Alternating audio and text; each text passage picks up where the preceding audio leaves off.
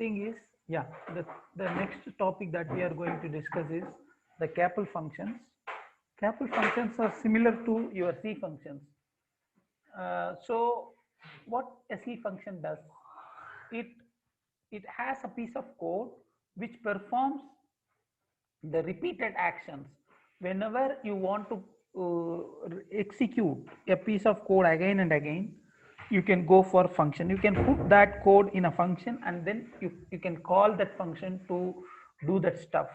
This is how the C function works.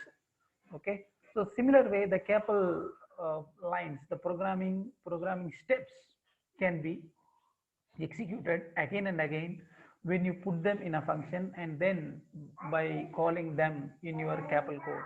That's how it is. So it is something like a building blocks. The same definition for C, they give the same definition for function. The functions are building blocks of the program. It gives a great organizations for your program to separate a frequently running code, repeating code with the rest of the stuff in your application. Okay, so let us read this narration. In CAPL, user defined function is similar to the function defined in C programming language. A function call is possible. One sec, I'm getting some sort of noise. Here, Fasi, here, can you close the door?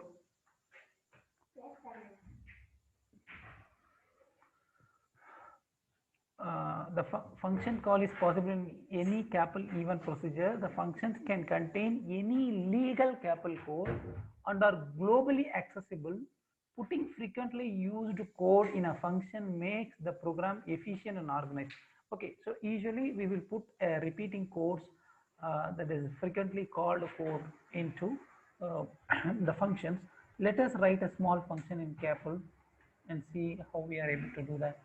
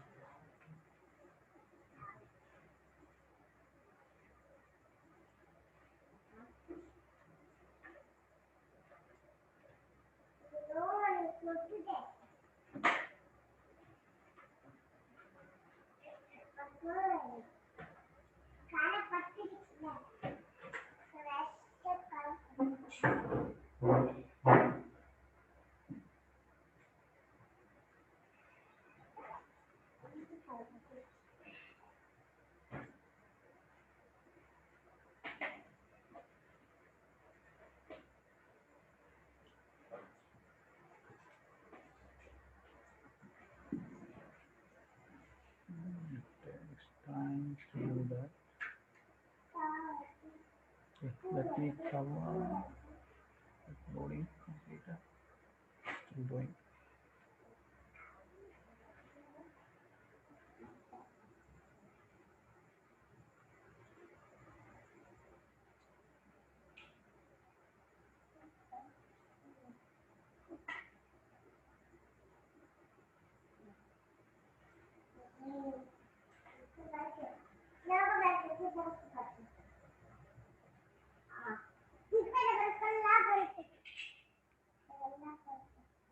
To create a function, we need a CAPL code.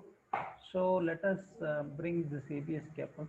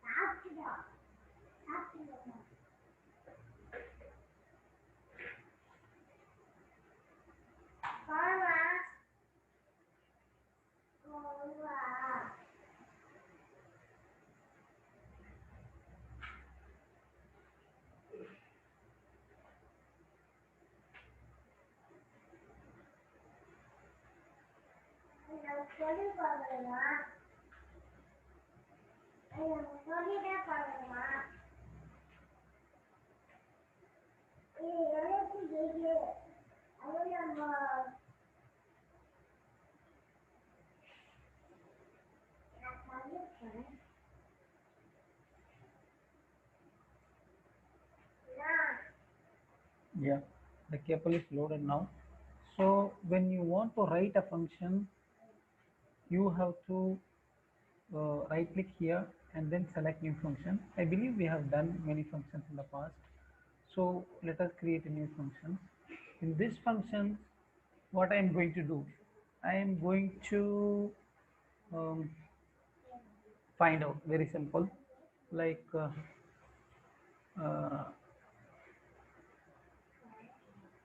multiplication of two number, like MUL, and then we say this int A and then int B. So similar to what we do in C, the return type I make that as int again. So whenever we want to multiply two numbers, just pass them to this mul functions, and then it will return. Return is a keyword in CAPL. It will return the result. So the result that we expect is A into B. So this is a very simple function example. Okay, when you define a function like this, you can call this function all over this CAPL, that is anywhere in this CAPL. So it is global to this within this file. So let me, as we know that CAPL is an even procedure. So in order even based language, otherwise even driven language, it need a even to run this function. When we run this function, we will have some uh, okay, let us run it in on start. When this one is started, when the Keno configuration is started, I want to call mul function with two arguments, 2 comma uh, 8 comma 8. This is my, this is I want to call the multiplication function with two parameters. Okay, now compile this. So it is done. Let us run it. So whenever we want to multiply it, yes, it is multiplying and giving a result. Where that result is stored, to view that result, we call the function write the result of multiplication is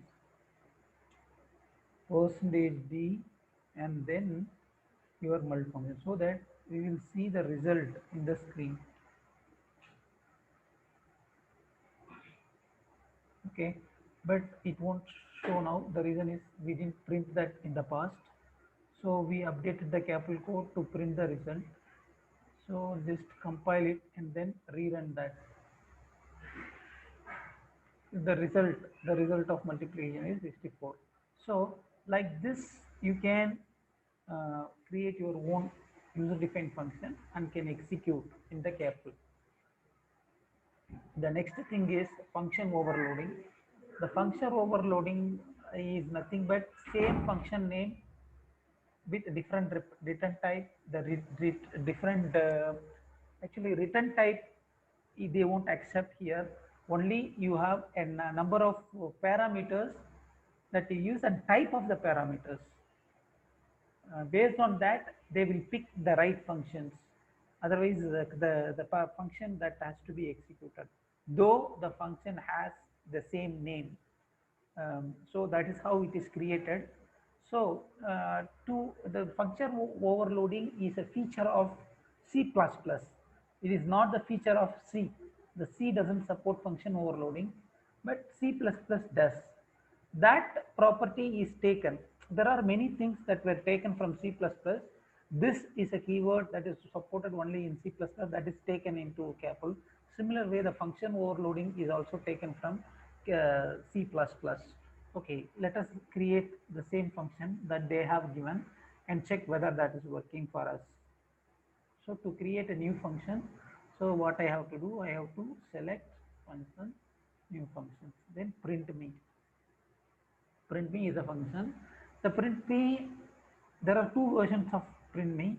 One has a double num as or a double num as argument, and it is yes, only one argument, do double num, and then in print what they are saying is write floating point. Then they are printing that number.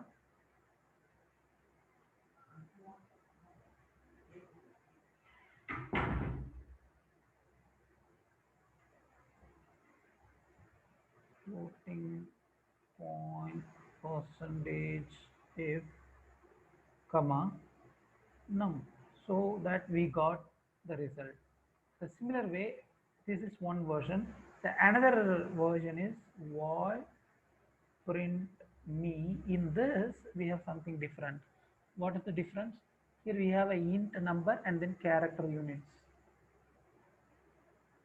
Int number char units. Okay, so then we have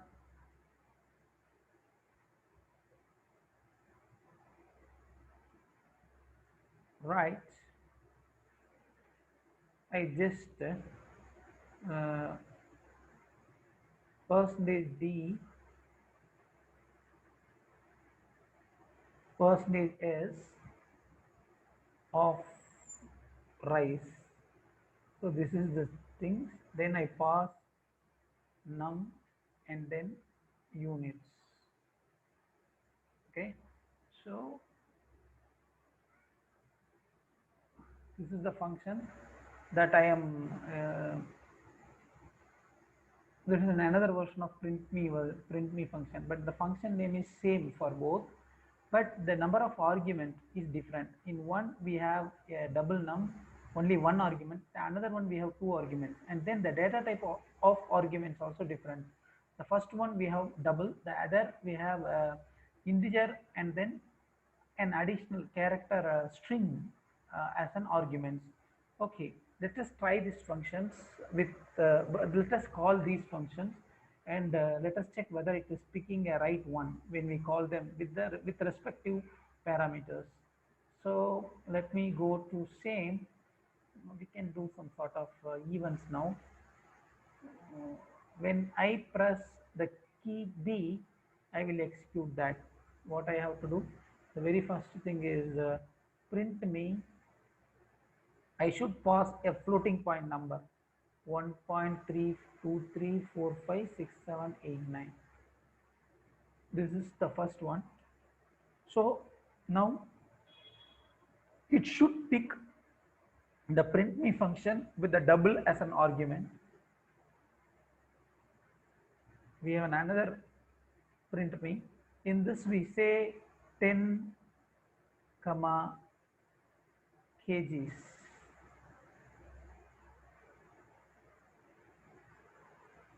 Okay, this is the function. We called the print me in two different fashion. Let us check whether it is doing perfectly as expected. Now I stop it and then run it. Now I am getting, when I press B, that will be executed. So it's clearly printing the floating point 1 point. When I give a floating point number and a single argument, it picks the print me with single argument with the argument type of double. When I call the same print me function with a two parameters, the one with an integer and another with a string, it's correctly pick the respective print me function. So the function overloading is allowed in a CAPL, so that you can use the same function name with a different argument type. So logging functions. So till now what we are doing is, till now what we did is like something we we what we did is we just use the ready-made blocks. Whenever you want to log, you will go and enable the logging, and then you will configure the file and will do it and will start the logging manually.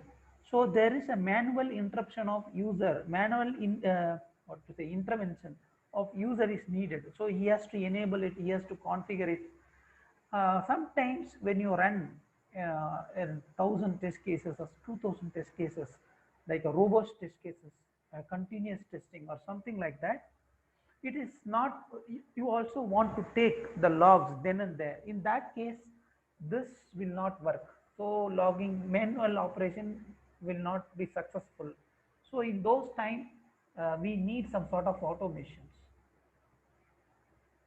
Is it possible, or is there a way to automate the logging operations? The answer is yes. So we can call some of the logging functions, some of the functions available in the CAPL, using which we can programmatically enable the logging, and then we can, whenever we want, we can start it, whenever we want, we can stop that. So let us see such an example now to how to do that in programming. I think we can write a test case for this to do so. So I believe we have a template with us.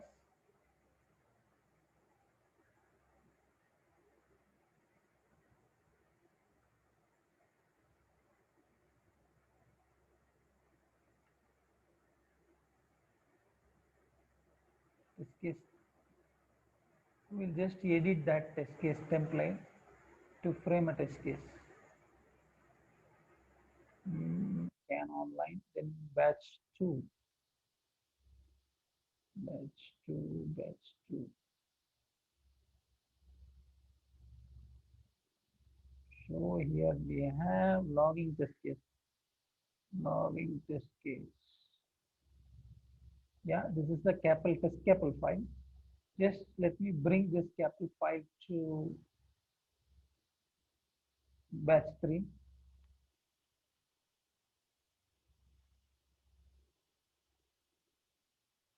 Okay, what is there in that test case? For that, we stop the Keno and then go to test setup. Then we create a new test environment.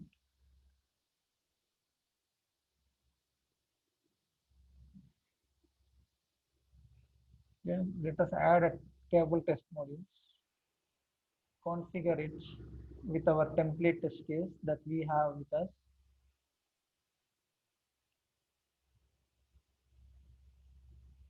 Compile it. So it says there are some errors.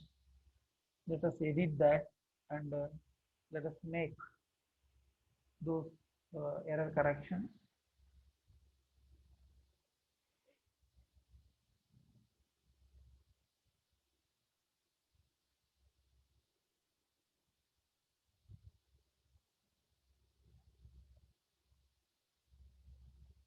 Okay, so it is possible to set the log file name, and then it is something like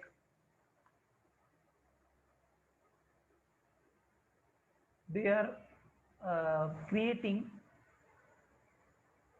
some sort of formatted string here that we don't no need to take care of that. No, they are creating check the engine temperature behavior in min mid max and the percentage d. So it is a first test case. They are having some, they are creating a header and then they give that test case title. After that they are setting a log file names where the logs to be stored. So in our case it should be stored in the batch 3.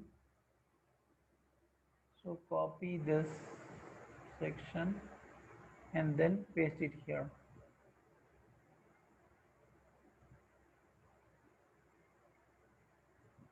Done. Then there they are setting the sysware start logging, and then they wait for 250 milliseconds, and then they are uh, just making that start logging system variable to 0.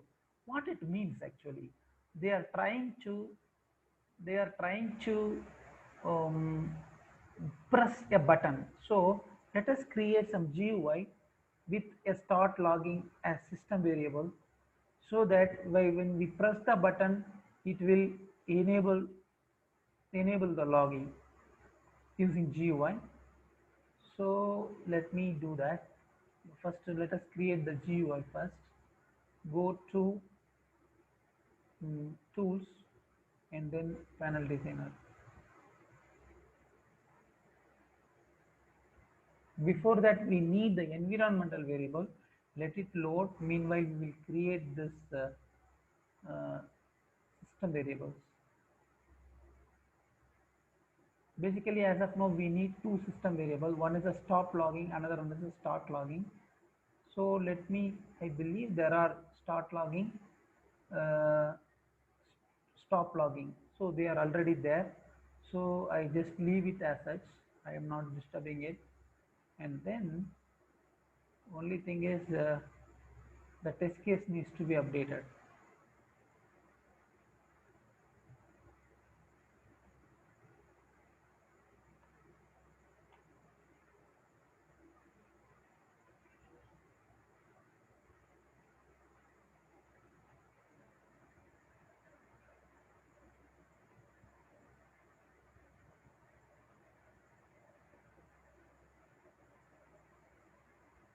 Okay, we have panel now, panel designer now.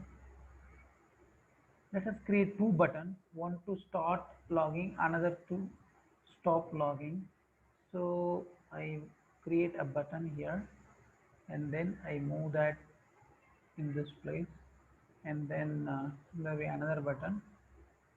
So we say this is start logging, instead start logging.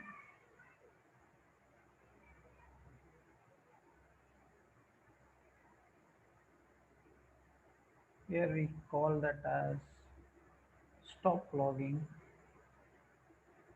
Okay, okay, we have two buttons now. Okay, we need to attach the EV variables, sorry, system variable to this in order to make that to work. So attach variables, then you pick the variable that you want to use, start logging, apply. Then okay, similar way, stop logging.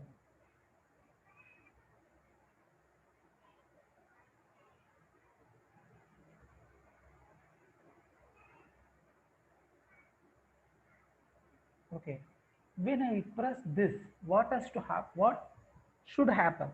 That I have to tell to this. For that, we have to write a capsule.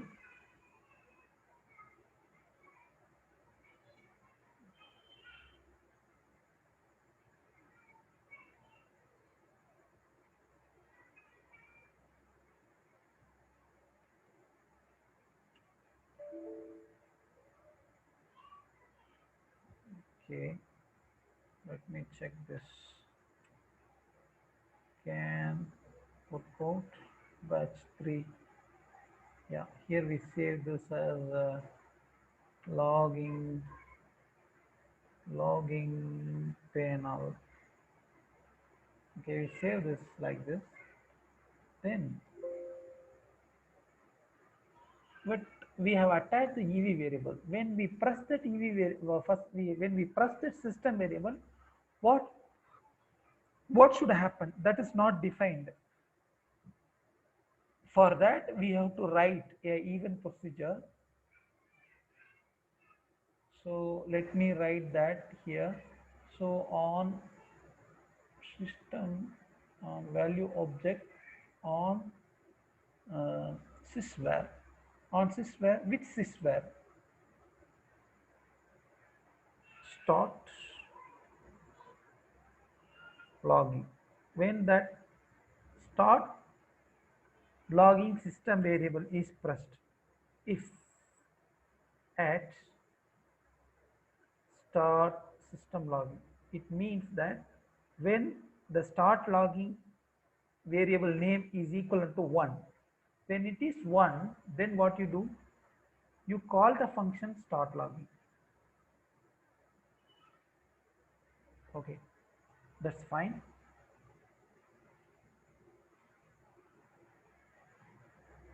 What is the next?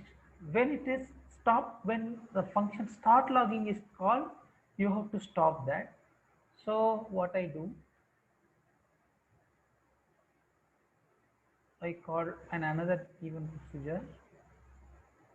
In that, I call this function. Sorry.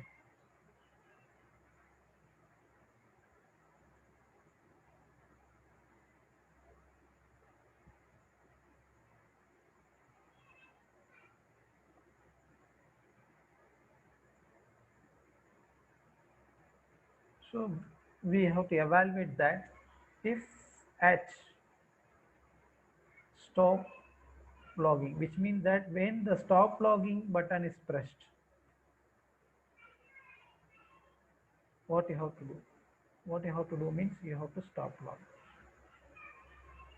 So programmatically now, using programming, we are starting and stopping the um, logging, but we have to give a log file name. How can I give a log file name?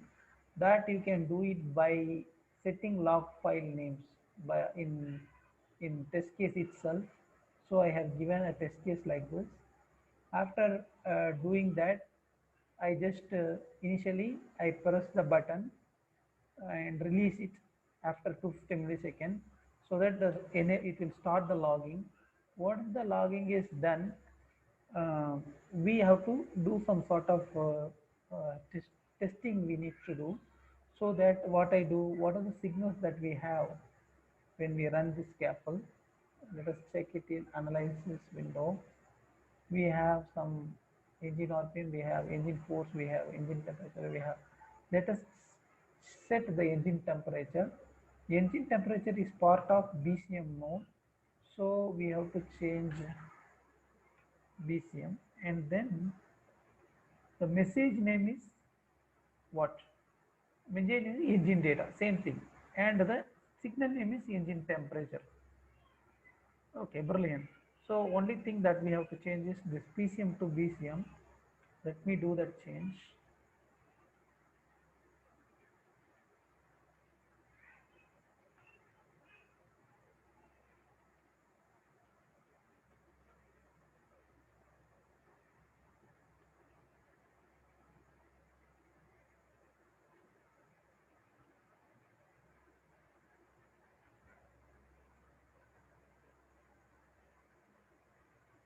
Okay, then we are writing to the log, saying the logging is stopped or something like that.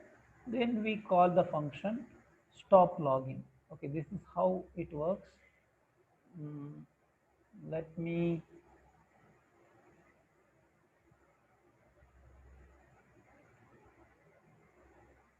and then let me put that here, so that whenever I call this, it will become okay. Main test case.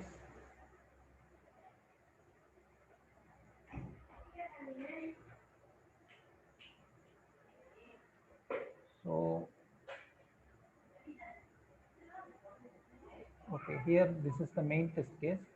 Here we have a test module name, and then Okay, we made some mistake. This should not be here. This is a test cable.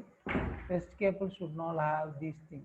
This should be in node cable. Let me cut this, cut and then put it in ABS.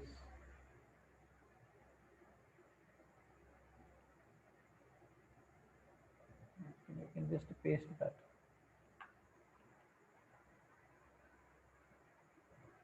Okay, so now everything's done.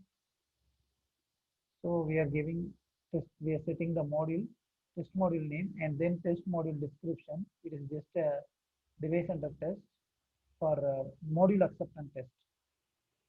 We will check basically minimum, mid, and maximum test. Okay. Then we call the engine temp test case. When we call that, it will come here, and then it will initialize the count to 0. So engine check temperature behavior in mid max 1. That means number 1 test case, something like that. It will create and set that as a test case title. And then it sets the logging file name. After setting the logging file name, it is we are enable the logging by pressing the button, and then it is enabled. We set the engine temperature with different values 0, 20, 34, 34, 25, 15, 0, and then finally we write to the log stating that logging is stopped, and we stop the logging, and then we increment the count.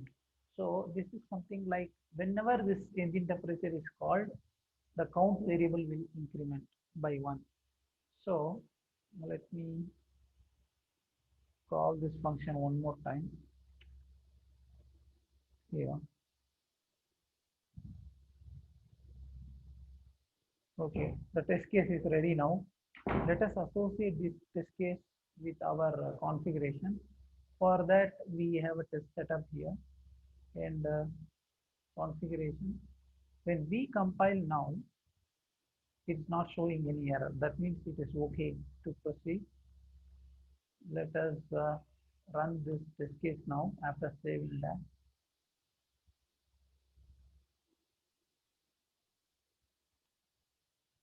So let me have the test setup window and then the signal trace. So execution.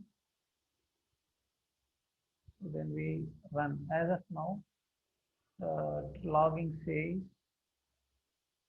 I think we have to stop logging. Analysis measurement setup. Enable this. We have something here. Then by default, we will make that to stop. Okay. We run that. We will stop the logging initially. So logging is stopped now. So let me run the test case. The test case is started now. When I go and see, it is set the file name is changed. The logging is going on.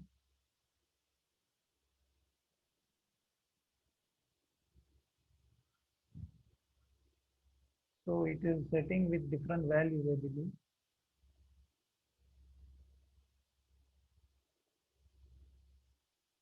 So engine temperature is varied to different values. Yeah, finally it is 0. Now when we look at